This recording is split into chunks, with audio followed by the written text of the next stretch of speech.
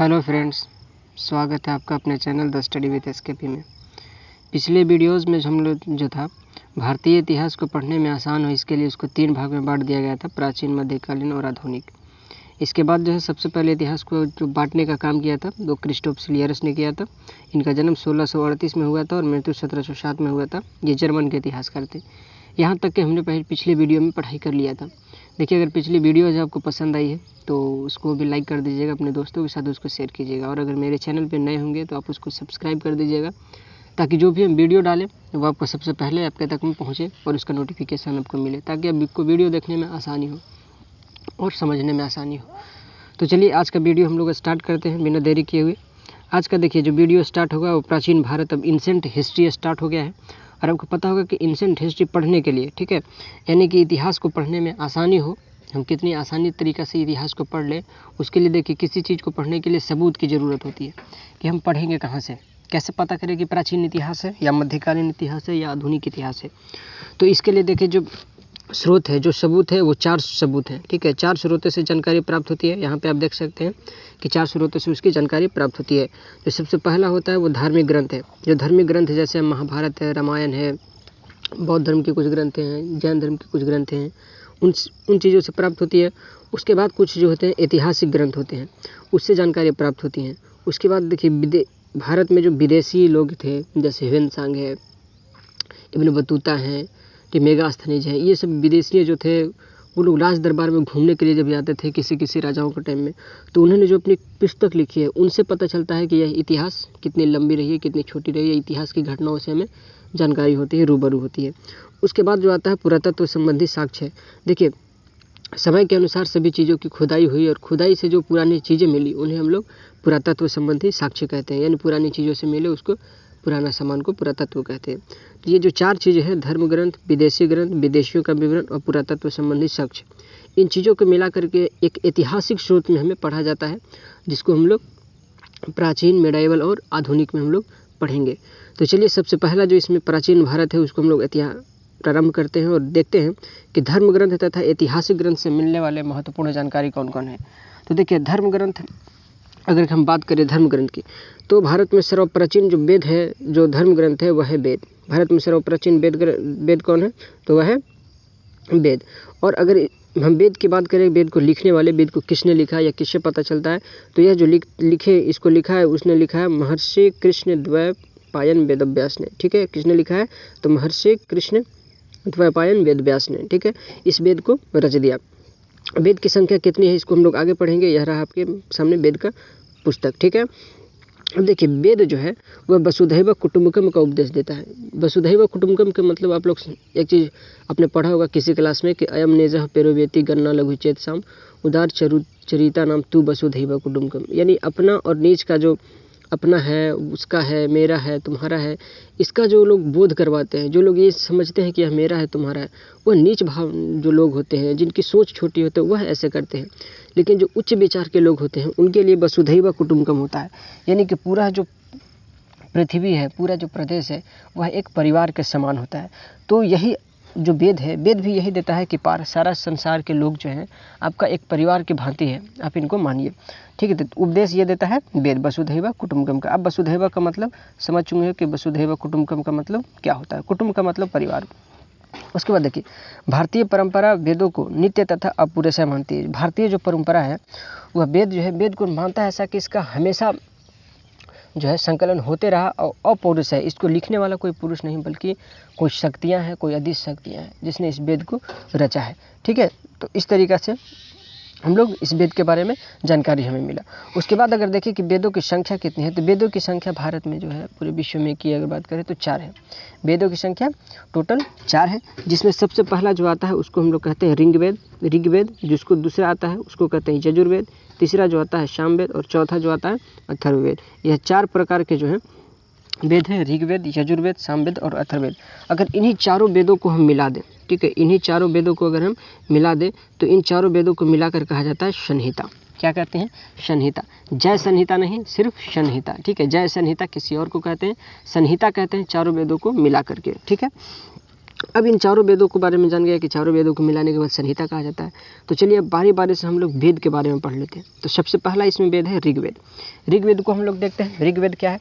तो देखिए क्रमबद्ध जो ऋचाएँ हैं, ऋचाएँ आप समझ रहे होंगे, ऋचा अगर नहीं समझ रहे तो आप समझ लीजिए मंत्र। जिस पुस्तक में क्रमबद्ध तरीका से ऋचाओं को रखा जाए और उसमें ज्ञान को संग्रह कर लिया जाए, उसको हम लोग कहते हैं ऋग्वेद।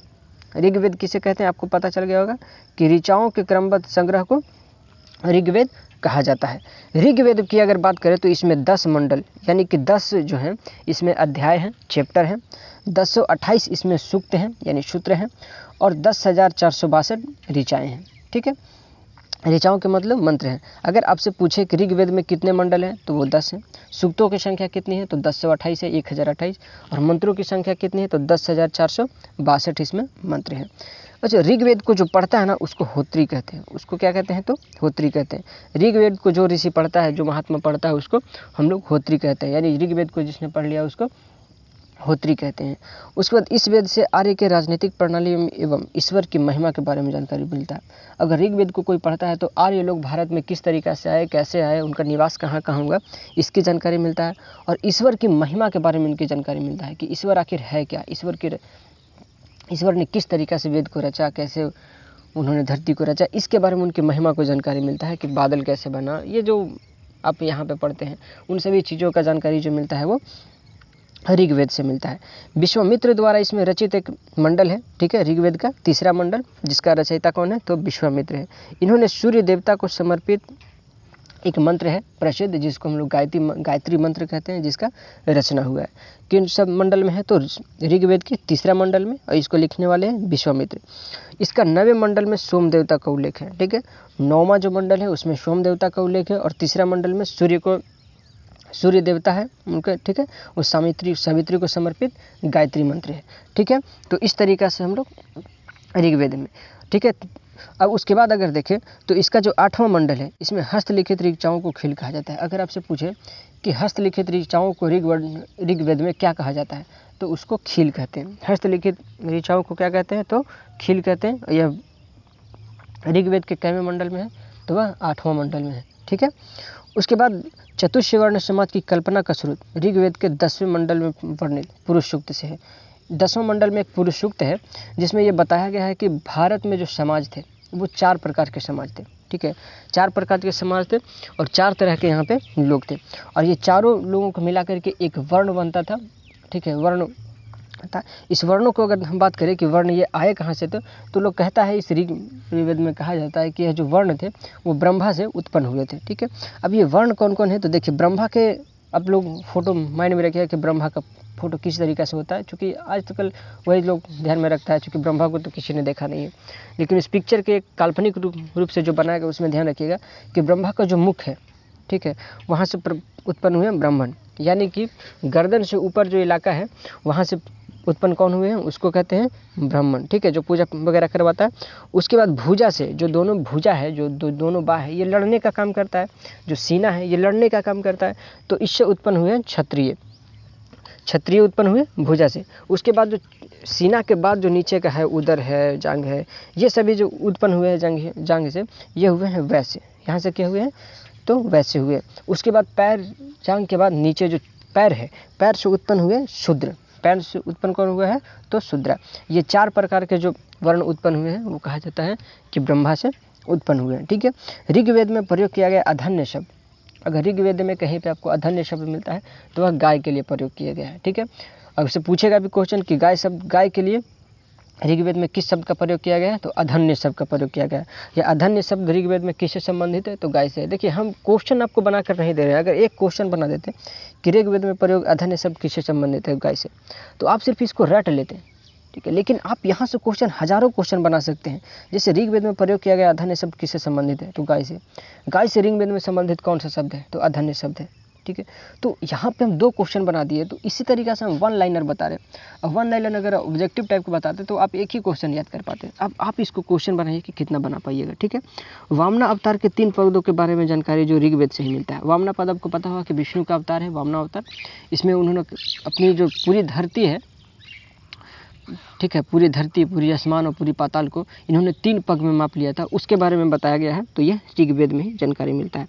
ऋग्वेद में ही दोस्तों आपको पता होगा कि अग्नि के लिए इसमें 200 मंत्र लिखा गया है और इंद्र के लिए इसमें 250 मंत्र लिखा गया है। इंद्र के लिए 250 मंत्र और अग्नि के लिए 200 मंत्रों की रचना किया गया है। इसमें आप एक चीज़ याद रखिएगा कि ऋग्वेद हर वेद का एक उपवेद होता है। तो प्राचीन इतिहास के साधन के रूप में वैदिक साहित्य में ऋग्वेद के बाद शतपथ ब्राह्मण का स्थान है। किसका स्थान है? तो शतपथ ब्राह्मण का स्थान है। अगर प्राचीन आपसे वेद पूछे कि प्राचीन सबसे वेद कौन है, तो ऋग्वेद। और ऋग्वेद के बाद किसका स्थान आता है? तो वो आता है शतपथ ब्राह्मण का। ठीक है, अगर यह वीडियो आपको पसंद आई है तो इसी तरीक़े से वीडियो में हम फिर मिलेंगे। आप कमेंट्स में बताइए, हम इस तरीक़े से आपको बताते रहेंगे। अगर पसंद आ रही है तो आप लाइक कर दीजिएगा, आप और मेरे चैनल को सब्सक्राइब कर दीजिएगा अगर नए हैं तो, ठीक है। और अपने दोस्तों के साथ में इसको शेयर कीजिएगा। फिर मिलेंगे आपको ऐसे ही मज़ेदार वीडियो के साथ में।